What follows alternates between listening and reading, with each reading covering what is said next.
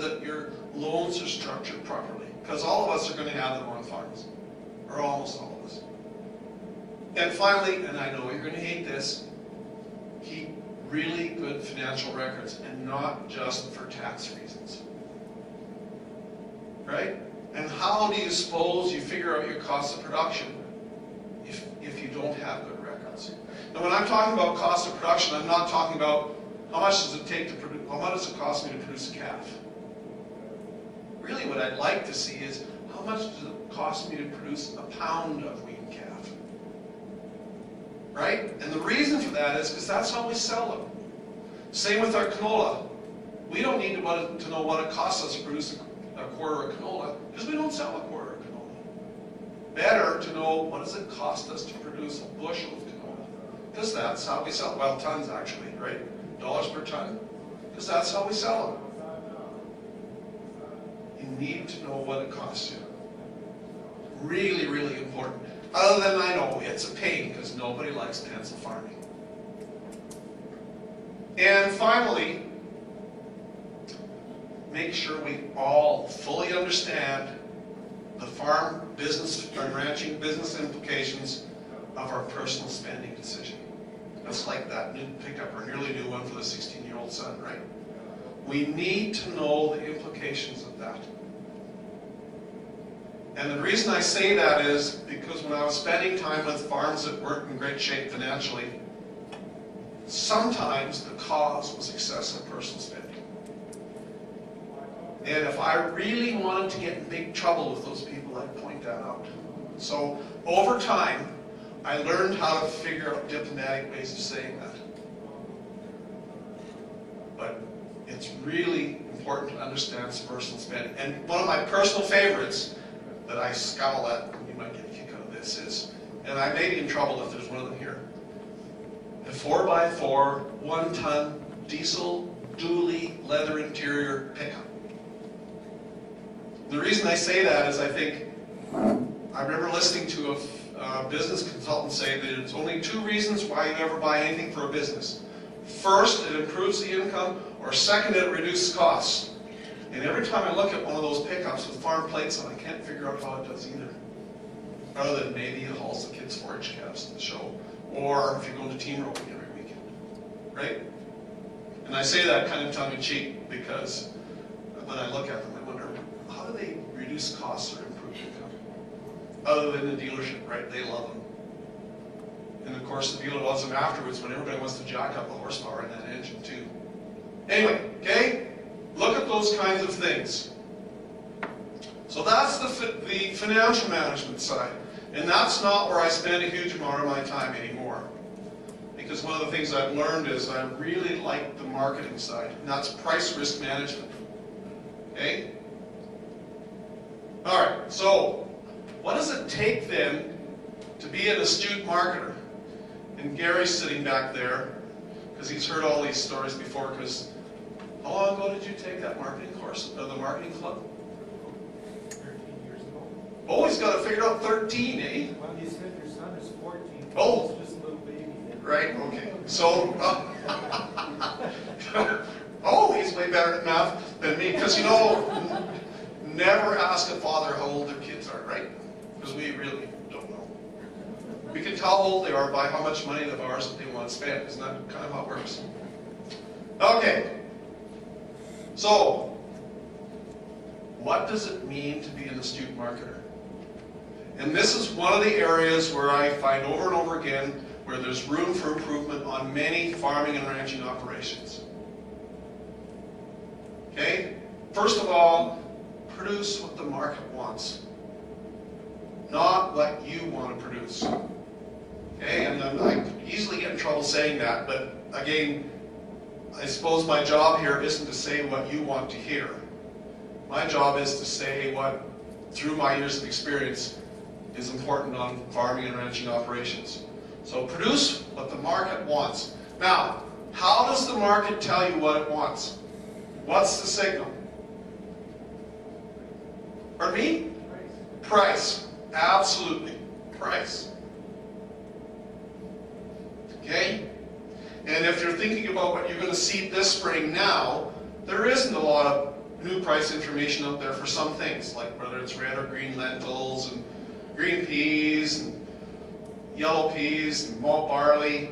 There are rumors out there, but there's really no hard driven facts there on prices. But still, there are for lots of other things like canola and wheat and things like that. Okay? Now, you heard this story before, right? You need to know your best estimate of what it costs you to produce a bushel of barley or a ton of canola or whatever it is you're growing or thinking about growing. You absolutely need to. Why? As I said it before, how in heaven's name do you market anything if you don't know what it costs you to produce? Right? The game that has to be played is, I got to aim for the peak in the market. That's the only way I can be reasonably confident that I'm going to cover my costs. Of course, none of us, not even people like me that spend 90% of my time watching the markets, can predict the peak in the market. We just can't. Okay? So, if you know your cost of production, then you do. Because any well-run business in town will know that. Will know that. Okay? And then use those costs of production to set target prices that are good for your farm. Survival price. What's the lowest price my farm can take for this product and not go backwards financially very far this year? What's the lowest price?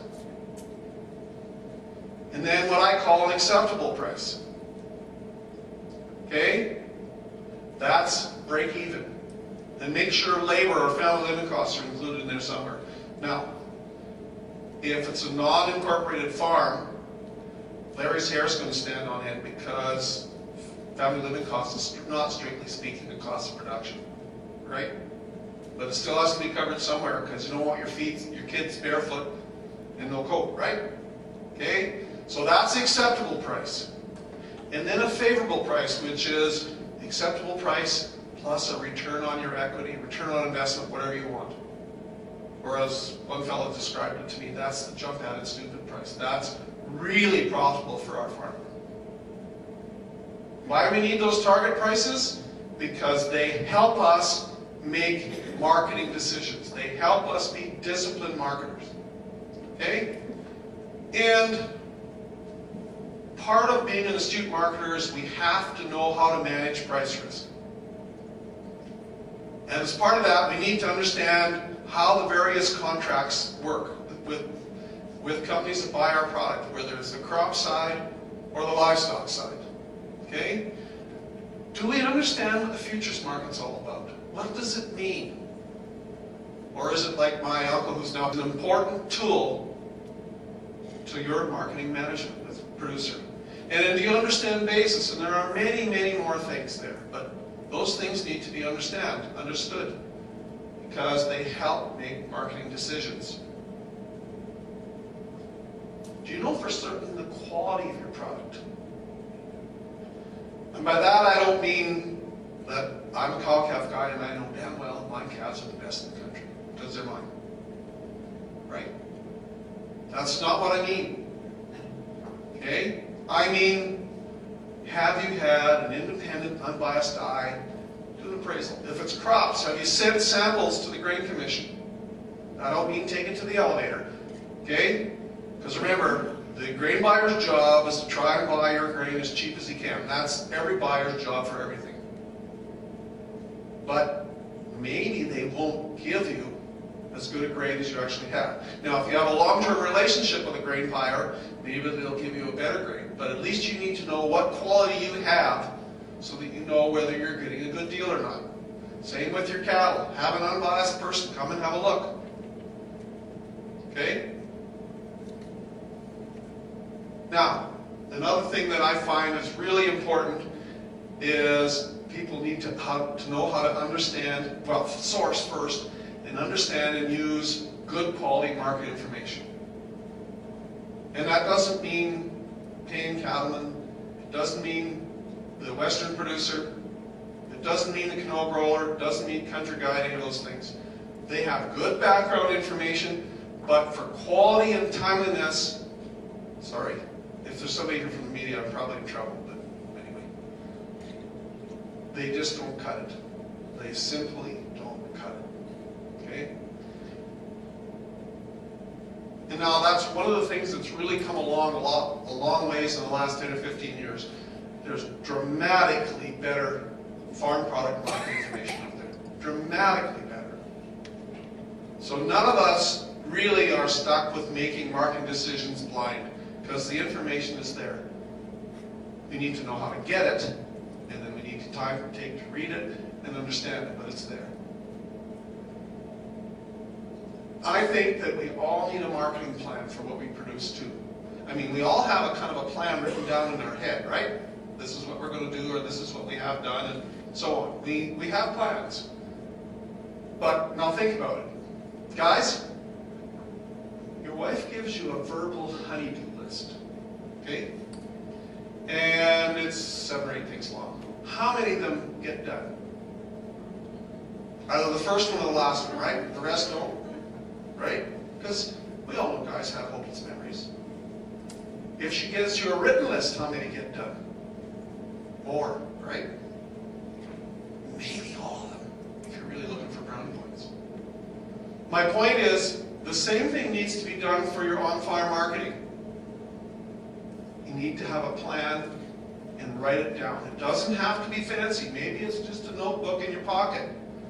But part of that plan needs to be those 3 target prices: survival, acceptable, favorable, and what I intend to do if this happens. If this happens, I'll do this. If this happens, I'll do this. Because then you hold yourself accountable, right? Now, maybe the most important thing is astute marketers are profit-based marketers, not price-based. What does that mean? They're working for a profit in as much of their crop as they can, or livestock as they can do. But of course, if you're working on profit, you have to know, and I'm nagging, cost of production, right? You have to know your cost. Because otherwise, how do you know what's a profitable price? Right? Now, yes, a really high price gives you bragging rights at SO University Coffee Shop, which was something that Uncle Ken introduced me to. Was the coffee shop in Gull Lake, and I didn't know what he meant by SO University Coffee Shop. But what it boiled down to is, he called it that because all he and his cronies used to go there on the highway at Gull Lake. It's now a Shell service station. And he said, all you have to do is, if you listen to people in here, we're all really smart. We have all a solution to all the world's problems, like a university.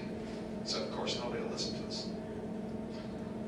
Anyway, high prices give you bragging rights. And you know, bragging rights are kind of important. It's like when you beat your neighbor curling, right?